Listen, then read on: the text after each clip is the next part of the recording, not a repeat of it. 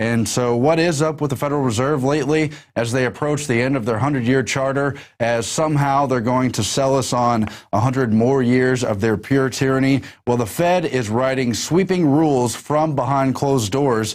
That is a headline in the Wall Street Journal, and they report that the Federal Reserve has operated almost entirely behind closed doors as it rewrites the rule book governing the U.S. financial system. They're calling it the most dramatic revision since the Great Depression, and it's been almost completely without public meetings. Since the Dodd-Frank financial overhaul became law in July 2010, the Fed has had 47 separate votes on financial regulation and scores more to come. And 45 of those 47 votes were totally behind closed doors. They secretly emailed in the votes later and even failed to report the few people within the Fed system who dissented on their decisions. That's the kind of things happening. They have so-called sunshine laws, but apparently that's just been interpreted as opening the window as they meet behind doors in the smoky room.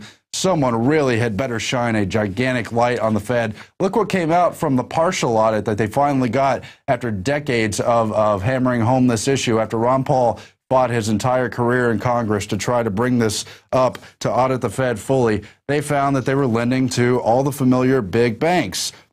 And so what are the decisions they're making behind closed doors in these 47 mostly secret meetings? Well, they're meeting on how much capital a bank must hold, what kind of trading banks can engage in, what kind of fees banks can charge on debit card transactions, all the kind of crazy stuff. And they've got a chart here on the Volcker rule, which is a really dumbed down version under the Dodd-Frank bill, which was made to appear as though they're reining in the banks when really they're not. A dumbed-down version of Glass-Steagall. Glass-Steagall, of course, the rule that prevented banks that held just general, regular money from speculating and investing and going crazy on that derivatives market.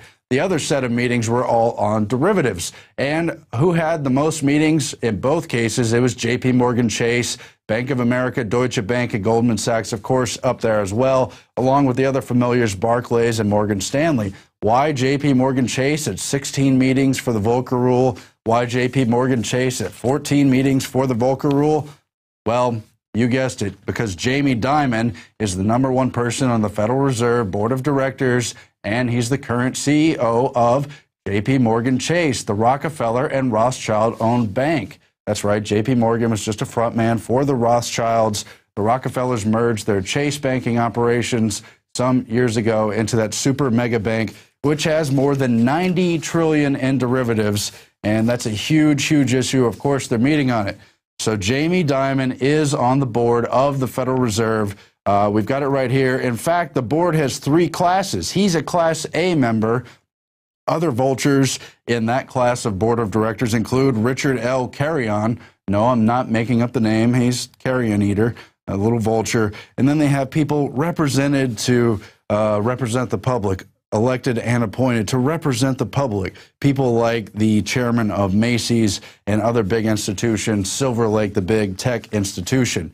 So why was J.P. Morgan Chase at all these meetings? Because anytime Jamie Dimon shows up, he represents both of them. They meet in private. The Rothschilds and Rockefellers set up the Federal Reserve, and they have controlling shares in it, along with other big bankers. How disgusting is that? And how important is it that we bring true accountability to the Fed and move to shut it down? Just another reason to support Ron Paul, because no one else is even close on that issue. Not even close.